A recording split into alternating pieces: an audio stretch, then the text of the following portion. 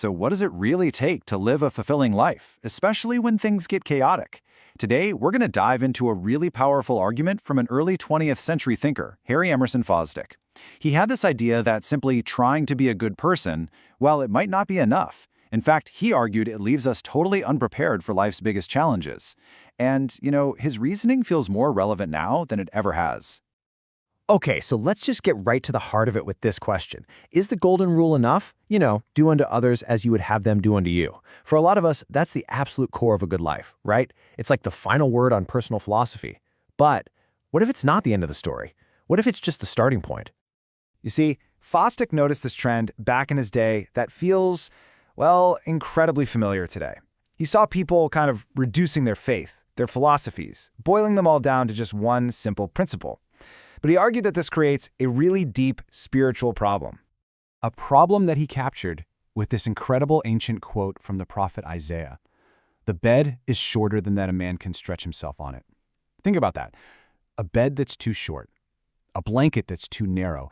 It's such a brilliant metaphor for a philosophy that just doesn't cover you, It doesn't cover the full, messy, complex reality of being human. All right, so let's really break down what Fosdick was seeing. He called it the reduction of faith. He saw people taking this minimalist approach to belief, and he realized it had some pretty profound consequences. So Fosdick basically pinpointed this fundamental shift in attitude. He said, past generations were always asking, how much can I believe? How can I expand my whole worldview? But his generation, and you could definitely argue ours too, is often asking a totally different question. How little can I believe and still get by? Still consider myself a good person. It's a really subtle, but man, it's a powerful shift from wanting more to settling for less. And what's the end result of all this reducing? Well, you're left with just one single thing: duty. You strip away all the philosophy, the mystery, the power, and all that's left is this simple, kind of exhausting effort of just trying to do the right thing. Okay, so what's the big deal with that? Why is that a problem? Well, this leads us right into our second section, where we dig into why this duty-only approach becomes, as Fosdick so perfectly put it, a bed too short. Because let's be real, when life gets genuinely hard, when you're up against chaos or tragedy or just deep despair, simply gritting your teeth and trying harder often just doesn't cut it. Fosdick saw this happen after World War I, and we see it all the time in our own challenging world. A philosophy of pure duty, it offers no comfort. It offers no reserves of power when you're running on empty. So a philosophy that's been stripped down to its bare bones, it leaves you spiritually exposed right when you need that support the most. Like Fosdick said, it's inadequate for the full human experience. So what's the alternative? What's the more we're looking for? Well, Fosdick didn't just point out the problem. He offered a much richer alternative, and it's built on three key essentials. And the first one is a total reframing of how we see things. To view life not as a bunch of rules, but as a sacred trust. And this is such a powerful shift in perspective. Suddenly, it's not about what you have to do, it's about honoring the profound gift of your own existence. The goal isn't just to avoid doing wrong anymore, it's to handle your life, your work, your relationships, everything, as beautifully as you possibly can. Fosdick actually saw this spirit in person. He was watching these stone carvers work on his church, and he praised a really beautiful piece of carving, but one of the workmen told him, it wasn't about the praise. He said, you never could know what it means to us to have a chance to do our work as beautifully as it can be done. Wow! They weren't just doing a job. They saw their craft as something sacred. This is exactly what Fosdick called the artist's conscience. That inner drive for excellence, for beauty, that he believed was absolutely essential for a vibrant spiritual life. It gives you a sense of purpose that just doing your duty can never ever touch. But, this sacred approach to our lives doesn't just happen in a vacuum. Fosdick's second essential shows how it's actually fueled by the company we keep, and not just the people around us, but the company we keep in our own inner world. Oh, I just love this story. So there's this poor German schoolmaster, and over the door of his very humble little home, he carved this: Dante, Molière, and Goethe live here. I mean, how amazing is that? He totally understood that the richness of his life wasn't about his physical surroundings. It was about the great minds and spirits he invited into his own imagination. His solitude was, as Fosdick put it, richly populous. And this leads to a much bigger, broader idea of what worship is. For Fosdick, it wasn't just about ritual.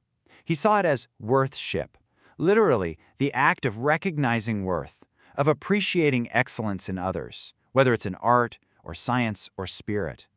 It's about opening the doors of your soul to greatness, which in turn makes you greater. Okay, so with that sense of the sacred and the companionship of greatness, we have the why. We have the motivation. But Fosdick's final essential answers the big question: where do we get the strength, the how? And the answer lies in tapping our own inner power.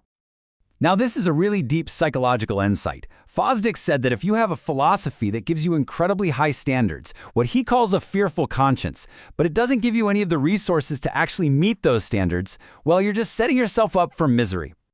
He called this the conscience complex, and man, it is a painful trap. So, step 1, you're haunted by this ideal of who you should be. Step 2, this gives you this incredibly high standard of duty. But step 3, you have a really low level of personal power to get there. It's that huge gap between the ideal and the reality that can be absolutely torturous. So to explain where this power comes from, Fosdick uses this really powerful metaphor from the Christian story. You have Calvary, the cross, that's the big public act of duty, the thing everyone sees. But he argues that would have been completely impossible without Gethsemane, that private, solitary moment of tapping into a deeper spiritual resource. No Gethsemane, no Calvary. What does that really mean? It means the strength to do the big things, to perform our greatest duties. It doesn't just come from sheer willpower. Nope. It's drawn from that private, inner wellspring. In short, the public act is always fueled by the private preparation. And what happens when that inner well runs dry? Fosdick shares this heartbreaking letter he received from a man who was trying so hard to do his duty. But his underlying philosophy, his materialism, gave him zero comfort, zero strength. He said his loss of faith was so great a burden that I rarely dare even to think of it. Just imagine that weight. And this, right here, is the absolute core of Fosdick's entire argument. A life of noble duty is essential, of course, but by itself, it's just a crushing weight. To turn that weight into wings, you need a philosophy that's big enough and strong enough to support you from the inside out. So we're going to end by turning Fosdick's whole analysis back on ourselves. It's a challenging question for sure, but it's a vital one. When you feel the weight of your own duties, your own responsibilities, what's the larger philosophy that's holding you up? What's the sacred trust, the inner companionship, the source of power that gives you the strength not just to bear it, but to soar with it? What philosophy makes your bed long enough to truly stretch out and rest?